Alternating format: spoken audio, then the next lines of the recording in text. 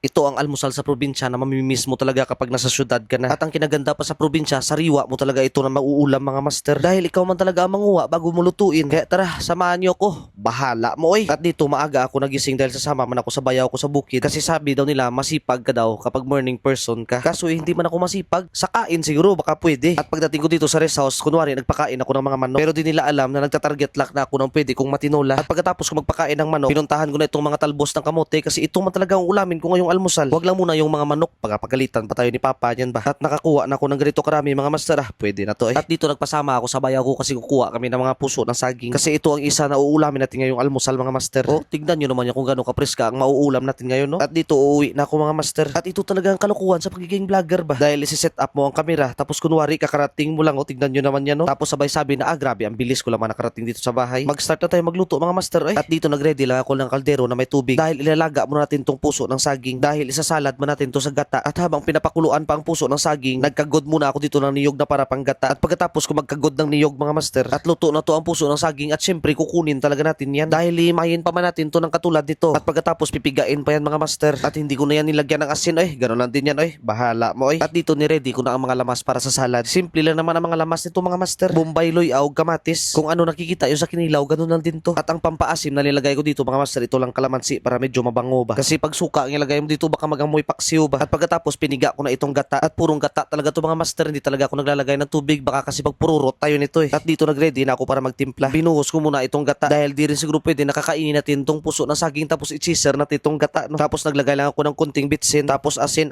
daog na ni mga master eh. Sos pagkalami mga master oh. At dito nagready na ako para magluto ng pangalawa nating ulam. At ito talaga ang number 1 na almusal nating mga Pinoy. Ang walang kamatayan na tuyo. Dahil kahit saang parte ng mundo basta may mga muy tuyo sigurado may Pinoy talaga dyan. At dito nagpakulo na ako ng tubig mga master para sa pangatlo nating ulam ngayong almusal. Itong talbos ng kamote. Sa lahat ng pwedeng maulam ito talaga siguro ang pinakamabilis at pinakamadali lutuin mga master. Kasi pag nakaramdam lang to ng init luto na to eh. Mas mabilis pa tumatapos kaysa sa asawa at saka mga girlfriend yung magbihis na inaabot ng 3 oras. At tignan nyo naman yung pagkain natin mga master oh. Ito talaga ang masarap na ulam sa probinsya. Tapos sabay kuha ng sausawan na sili na may konting suka. Tapos sabay kuha ng bahaw tapos pesto tayo sa lamisa dahil hindi rin siguro pwede na doon tayo kakain sa kwarto no. Kaya tara, kain tayo mga master. Dati mga master nung bata ako di talaga ako kumakain ng gulay ba. Kasi isip ko dati dahon-dahon man yan baka madumihan yung tiyan ko ba. Pero ngayon pag may nakita akong gulay lalo na pag preska naglalaway talaga ako eh. Kasi no, sino ba naman ang tao na hindi gaganahan kapag presko ang mga gulay na kakainin. At naisip ko lang mga master na maswerte talaga tayo nasa probinsya. Eh yung mga pagkain na kailangan mo pabilhin sa syudad dito mauulam mo lang ng libre. Pero syempre kailangan mo rin samahan ng sipag. Kasi oo nasa probinsya ka nga pero higa ka lang naman ng higa. Kaya wala talaga mangyayari. Diba? Tama ako mga master o tama ako? Ay basta masarap talaga dito mga master eh. At hanggang dito lang muna mga master. Kumain na kayo dyan.